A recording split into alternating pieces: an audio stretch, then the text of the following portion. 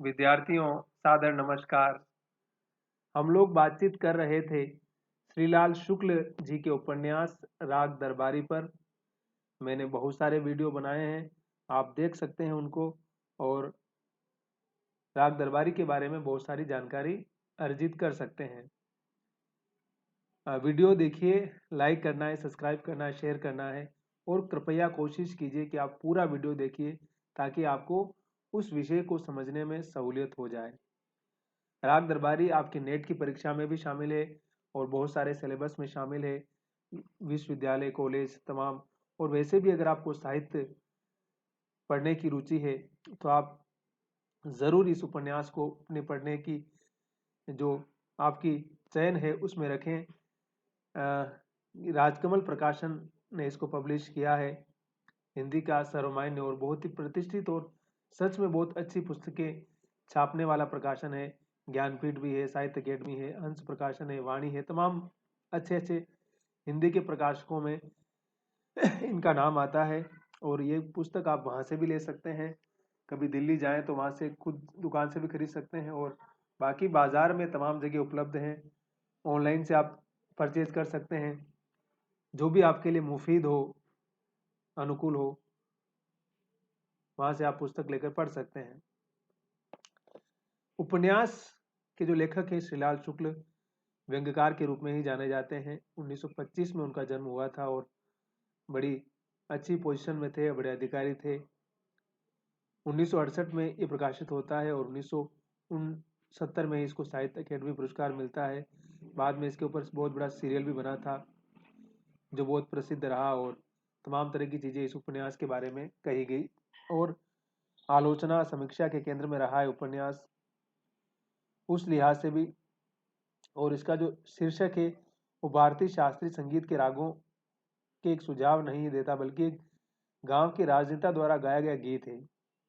और इस उपन्यास के जो नायक है वैद्य जी, जिनके बारे में हमने कहा ना कि वो थे, हैं और हमेशा इस सिस्टम में रहेंगे और किस तरह से आज़ादी के बाद की जो स्थितियां पैदा होती है और तमाम चीज़ें हमारे सामने आती है, उन सारी चीज़ों को लेखक ने इस उपन्यास में बड़े ही सलीके से और बड़ी सरलता के साथ में अभिव्यक्त किया है। 1925 में जन्म और 2011 में उनका इंतकाल हो गया था, उनकी मृत्यु हो गई थी श्रीलाल शुक्ल जी की। एक बड़े लेखक के रूप में, एक बड़े रचनाकार के रूप में उनको जानते हैं और उनकी रचनात्मक दुनिया से हमारा परिचय होता है। इस उपन्यास के तमाम पात्र, वैद्य जी, रंगनाथ हो, उनके पुत्र रूपन हो या छंगामल इंटरमीडिएट कॉलेज की बात हो, जिस गांव की कथा को कहा गया है, मेरीगंज की कथा मेला आंचल में आती है, ये शिवपालगंज है जो इस मुल्क का, हिंदुस्तान का कोई भी गांव हो सकता है। और उसकी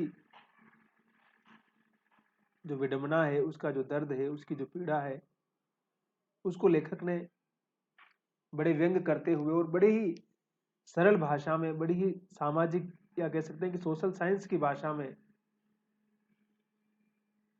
लेखक ने समझाने का प्रयास किया है। और क्या कहते हैं वो देखिए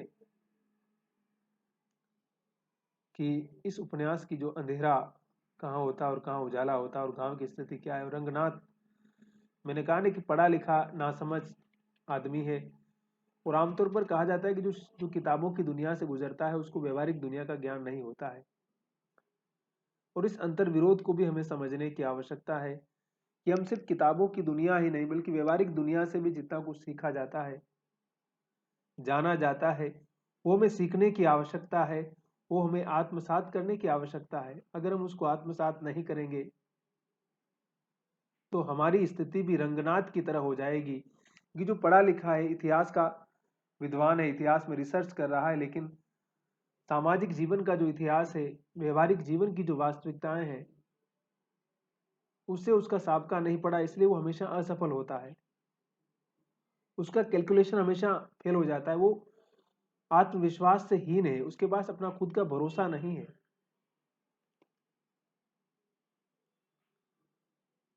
यह हमारी प्राचीन परंपरा है। वैसे तो हमारी हर बात प्राचीन परंपरा है, लेकिन लोग बाहर जाते हैं और जरा जरा सी बात पर शादी कर बैठते हैं। अर्जुन के साथ चित्रांगदा आदि को लेकर यही हुआ था। यही भारतवर्ष के प्रवर्तक भारत के पिता दुष्यंत के साथ हुआ था। यही ट्रिनिडाड के टोबैगो, बर्मा के बैंकॉक जाने वाले के साथ होता था। यही अमेरिका और यूरोप जाने वालों के साथ हो रहा है, और यही पंडित राधेलाल के साथ हुआ, अर्थात अपने मोहल्ले में रहते हुए जो बिरादरी के 1 इंच भी बाहर जाकर शादी करने की कल्पना मात्र से बेहोश हो जाते हैं, वे अपने क्षेत्र से बाहर निकलते ही शादी के मामले में शेर हो जाते हैं। शादी विवाह की बात समझ समझ सकते हैं आप। अपने मोहल्ले में देवदास पार्वती से शादी नहीं कर सका, और एक समूची पीढ़ी कई वर्षों तक रोने का मसाला दे गया था। उसे विलायत भेज दिया गया था, तो निश्चय ही बिना हिचक किसी गोरी औरत से शादी कर लेता। बाहर निकलते ही हम लोग प्राय पहला काम यही करते हैं कि किसी की शादी कर डालते हैं, और फिर सोचना शुरू करते हैं कि हम यहाँ क्या करने आए थे। तो पंडित राधेलाल ने भी सुना जाता है कि एक बार पूरब जाकर कुछ करना चाहा, पर 1 महीने ही में वे इस कुतिया से शादी करके शिवपालगंज वापस लौट आए। मतलब आमतौर पर होता है ना कि हिंदुस्तान में तो आप जानते ही हैं कास्टिज्म, जातिवाद का कितना प्रभाव है, लेकिन जब आदमी अपनी बिरादरी से बाहर निकलता है तो कुछ अलग सोचने लगता है। तो कई बार आप पढ़ रहे हैं, वहाँ किससे आपको प्रेम हो गया है, कुछ बार काम करने गए तो वहाँ किससे आपका कुछ हो गया है। तो यहाँ इस उपन्यास के जो राधेलाल है उनके साथ भी कुछ ऐसा ही होता है।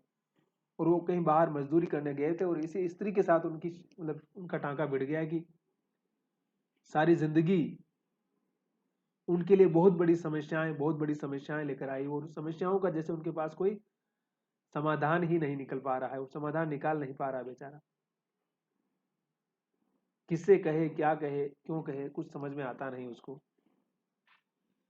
किसी पूर्वी जिले की एक शक्कर मिल में एक बार राधे लाल को नौकरी मिलने की संभावना नजर आई।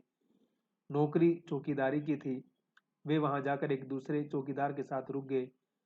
तब राधेलाल की शादी नहीं हुई थी, और उनकी जीवन की सबसे बड़ी समस्या यही थी कि औरत के हाथ का खाना नहीं मिलता। उनके साथी चौकीदार की बीवी ने कुछ दिनों के लिए इस समस्या को सुलझा दिया। वहां रहते हुए वह उनका बनाया हुआ खाना खाने लगी, और जैसे कि एक जगत प्रसिद्ध कहावत है, स्त्री पेट के रास्ते आदमी के हृदय पर कब्जा करती है।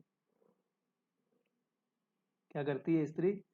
स्त्री पेट के रास्ते आदमी के दिल पर कब्जा करती है, ये लेखक कह रहा है। अब कैसे करती है वो? उसके स्वाद को, उसकी उन सारी चीजों को, मतलब उसकी औकात कितनी है उसके, उसको नाप करके कि हमारा पेट भर सकता है कि नहीं भर सकता है, इसकी आर्थिक स्थिति क्या है, आखिर कमाता कितना है।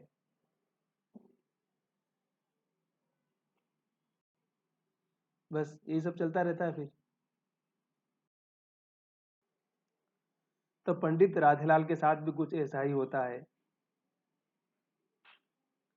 पंडित राधेलाल पेट में सुरंग लगा दी और हृदय की ओर बढ़ने लगी। उन्हें इसका बनाया हुआ खाना कुछ ऐसा पसंद आया, और वो खुद अपनी बनाई हुई सुरंग में इस तरह फंस गई कि महीने भर के भीतर वे उसे अपना खाना बनाने के लिए शिवपालगंज ले आए। अब वो शादीशुदा थी, लेकिन इनके दिल और दिमाग तक छा गई, और दोनों वहां से छोड़ करके यहाँ अपने गांव शिवपालगंज में उसको लेकर के आ जाते हैं।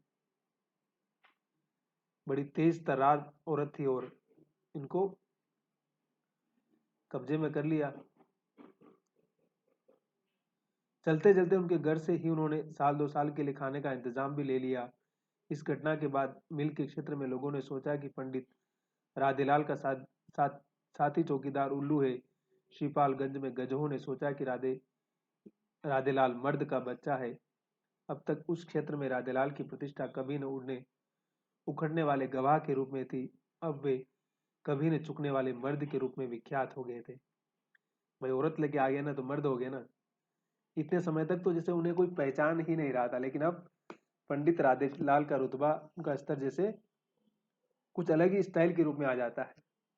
कहा ना मैंने कि स्त्री पेट के रास्ते पुरुष के दिलो दिमाग पर कैसे कर्जा दबदबा जमाती है, कैसे कब्जा करती है, उसी को मैंने कहा ना कि छोटी छोटी बातों के माध्यम से श्रीलाल शुक्ल जीवन के उन बहुत प्रभावशाली मर्मों को, उन प्रभावशाली भावों को अभिव्यक्त करते हैं।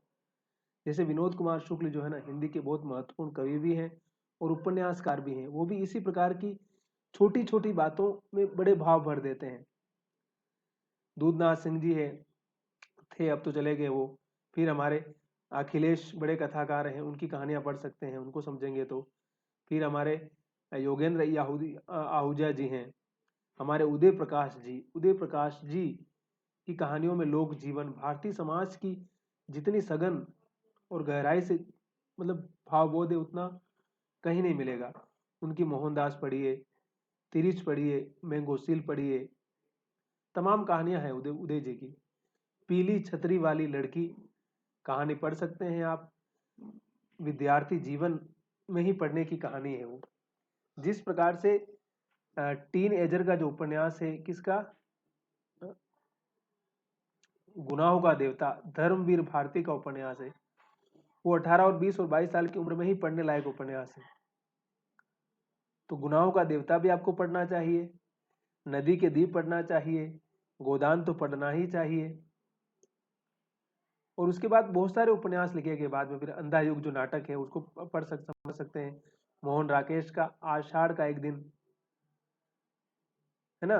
मैं इसलिए सारी चीजें बता रहा हूँ कि मतलब एक चीज को पढ़ते हुए हम बहुत सारी चीजों से गुजरते हुए किस प्रकार से जीवन के व्यापक अनुभवों को अर्जित कर सकते हैं, अपने ज्ञान को बढ़ा सकते हैं, और अपनी समझ को एक व्यापक स्तर पर किस तरह से हम संप्रेषित कर सकते हैं या मजबूत कर सकते हैं। तो राग दरबारी जो उपन्यास है, इसके जो राधेलाल जी हैं, उनके बारे में हम अगले एपिसोड में फिर बात करेंगे। और मैंने कहा ना कि राग दरबारी पर मैंने बहुत सारे वीडियो अपलोड कर रखे हैं, आपको जब भी समय मिलता है आप देखिए।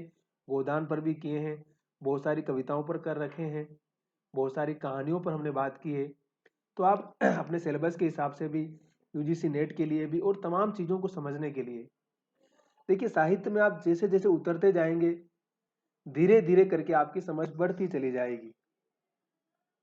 भाषा को लेकर के, कथ्य को लेकर के, नैरेटिव को लेकर के विचार नए नए तरीके से आएंगे। इसलिए थोड़ा धैर्य के साथ और पेशेंस के साथ उसमें उतरने की आवश्यकता है। आप जैसे जैसे उसके अंदर चले जाएंगे, वैसे वैसे आपकी समझ बढ़ती जाएगी। जैसे छोटा बच्चा होता है ना, वो कैसे जैसे जैसे बड़ा होता है भाषा सीखता जाता है, और एक 5 साल का होता है और किस प्रकार से बिल्कुल अच्छी तरह से भाषा बोल लेता है वो। बस साहित्य की यात्रा भी कुछ इसी प्रकार की है। अगर हमने आज शुरू किया है तो समय लगेगा, लेकिन आप धीरे धीरे 1 साल, 2 साल, 3 साल, 4 साल के बाद उस विषय में, उस सब्जेक्ट के मास्टर बनते चले जाएंगे। इसलिए निरंतरता बहुत ज़रूरी है। और बने रहिए हमारे साथ, वीडियो को हमेशा पूरा देखिए, लाइक, सब्सक्राइब, कमेंट कीजिए, और आप कुछ, आपकी जो कुछ राय है, मत है, ज़रूर दीजिए हमें। ठीक है। और नमस्कार, बहुत बहुत, हम मिलते हैं अगले वीडियो में।